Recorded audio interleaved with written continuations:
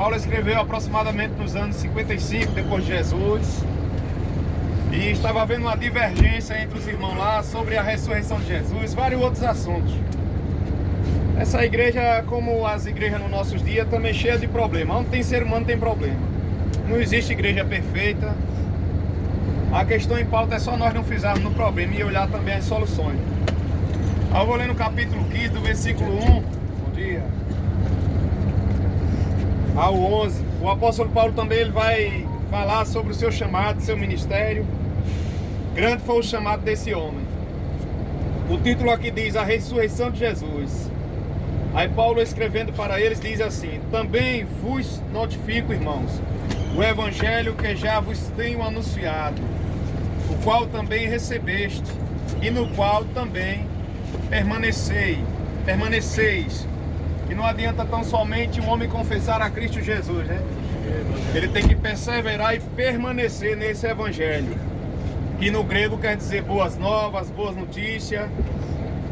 Jesus, quando começa a ministrar o evangelho de Marcos 1,15, ele disse: arrependei-vos e crede no evangelho. Paulo, Romanos 1,16, ele disse: o evangelho é o poder de Deus para a salvação de todo aquele que crê. O evangelho não é uma nova religião ou uma seita, como assim era considerado pelo próprio Paulo, mas o evangelho é a boas novas, ou seja, boa notícia, dizendo ao homem que agora existe uma oportunidade dele se reconciliar com o Pai através da pessoa bendita de Jesus Cristo, o Nazareno. E o evangelho ele expõe a vontade de Deus para nossas vidas.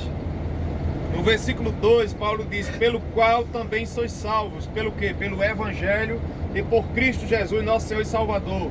Como eu gosto de frisar, né? O evangelho, a salvação, né, melhor dizendo, ela não está contida a uma placa denominacional ou uma religião, como alguns pensam. Salvação está contida na pessoa de Jesus Cristo e na sua palavra, no seu evangelho.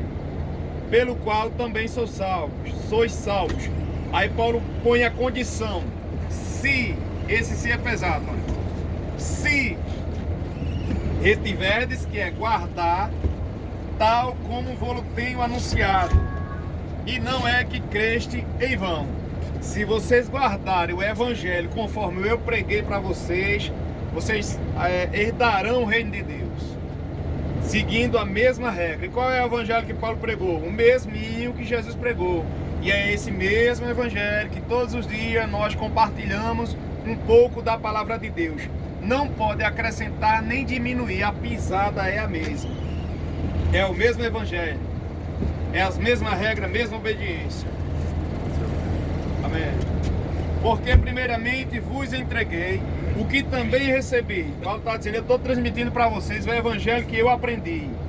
Na carta aos Gálatas, depois de segunda carta aos Coríntios, Paulo vai dizer: eu não aprendi o evangelho de homem algum, mas o próprio Jesus Cristo Nazareno o instruiu pessoalmente a Paulo, falava com ele. Paulo é assim, as regras é essa.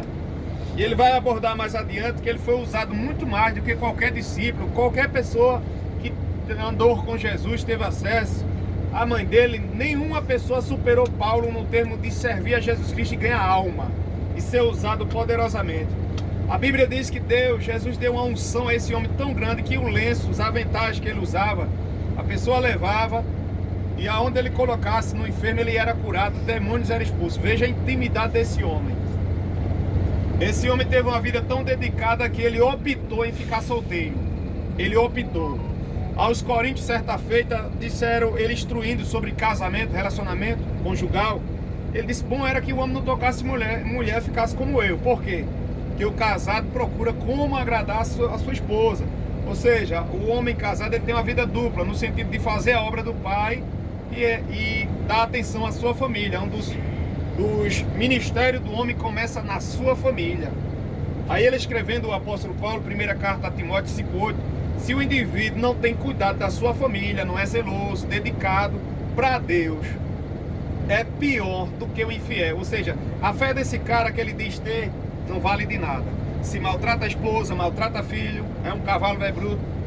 Para Deus, a fé que esse cabra diz ter não voga é nada. Tá vendo como é o negócio? É por isso que o homem tem que ser transformado, lapidado por Deus, por esta palavra, para que ele possa valorizar a família verdadeiramente, que é um dos bens que Deus nos concedeu. Então ele disse mais: porque primeiramente vos entreguei o que também recebi, que Cristo morreu por nosso pecado, segundo as Escrituras, como eu falei semana passada. Tudo que Jesus veio, passou, sua morte, nascimento, tudo estava descrito aqui na palavra, na Bíblia Sagrada, tudo, cronogrado, tudinho. A ida dele para o Egito, a perseguição de Herodes depois que os magos chegam lá, e passa-se 2 anos esperando o retorno dos magos, e ele não volta, tudo isso estava escrito. É por isso que eu digo, não tem como servir a Cristo sem a orientação das Sagradas Escrituras, não dá, não tem como, porque são muitas informações. E quando a gente tenta servir a Cristo sem o conhecimento das Sagradas Escrituras, somos vulneráveis ao que é o misticismo que nós vivemos hoje. Misticismo, que é isso? Mistura de religião. Pensamentos de homens são implantados no meio do Evangelho. E aí a pessoa, por não conhecer a palavra, diz: não, é o pastor, é o padre que estuda. Ele sabe nada, doutor. É um instrumento do inimigo. São pensamentos humanos que não coincidem com a palavra de Deus. E como é que se conhece o servo de Deus? Quando ele prega e você conhece as Escrituras e vai encaixando-se tudo. E até às vezes a gente sem conhecer, sem ter o hábito de examinar as Escrituras, a gente olhar atentamente, a gente percebe o que é de Deus e o que não é de Deus. A gente sente quando a palavra é de Deus, quando a palavra é genuína, pura. Aí Paulo vai dizendo, né? Ele morreu pelo nosso pecado. Mesmo Paulo, na primeira carta, em Romanos 5, ele diz que a nossa condição, nós éramos inimigos de Deus, através de nossas ações e atitudes. No 4 ele disse que foi sepultado, esse Jesus foi sepultado, e que ressuscitou ao 3º dia, segundo as Escrituras. Está vendo? Tudo é segundo as Escrituras. Ele ressuscitou ao 3º dia. A Bíblia dizia que esse Messias, ele iria ser contado com os ricos. Ele foi sepultado no horto quer dizer jardim. Que era o dono desse jardim? José de Arimateia. Quem era ele? Um governador, que pediu a Pilatos o corpo de Jesus Cristo. E foi lá, Nicodemos juntamente com ele, e ele sepulta Jesus num sepulcro novo. Jesus entra em Jerusalém num jumento novo.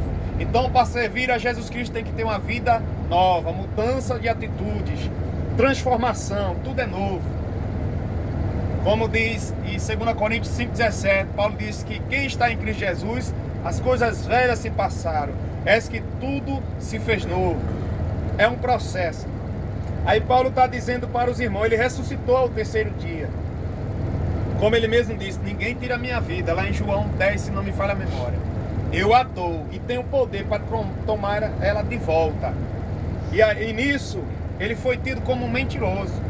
Os judeus disseram: aquele mentiroso disse que ia ressuscitar ao 3º dia, vamos colocar a guarda lá na porta do sepulcro, selar ele para ninguém violar. Porque aí o erro já foi errado, a gente levantar uma calúnia para crucificar esse homem. E se ele ressuscitar mesmo, aí é que a gente tá na roça. Mas quem é o homem para impedir o operar de Deus? Quantas e quantas vezes não tentaram exterminar esse livro sagrado? Inúmeras vezes. Quantas e quantas vezes não tentaram exterminar com os cristãos? Mas segundo eu ouvi alguém falar, né? Não fui um estudo nem nada não. É como uma pétala de rosa, como a rosa. Quanto mais aperta, mais ela solta o cheiro. Assim eram os cristãos. Quanto mais matava, mais gente se convertia. Por quê? Porque eles viam a fidelidade daquele povo. Eles morriam, eram presos, chicoteados e não desistiam. Mas por quê? Porque eles criam piamente que Jesus ressuscitou e que um dia voltaria e que tinha um lugarzinho lá no céu aguardando. Louvado seja o nome do Senhor. E o Espírito Santo, Jesus Cristo, o estimulavam a não parar. Ou seja, eles tinham foco. O Coliseu, tá lá no YouTube, Coliseu. Os romanos jogavam ele no meio dos leões, mãe com filho, idosos. Só era dizer que era cristão, ou protestante, como queira. E os irmãos não renunciavam um dia. E nisso, pessoas eram impactadas. Que fé é essa? Crucificavam os irmãos e colocavam ele numa fogueira, queimavam vivo. Mas eles, pelo contrário, em vez de murmurar, louvavam. E isso mexia com as pessoas.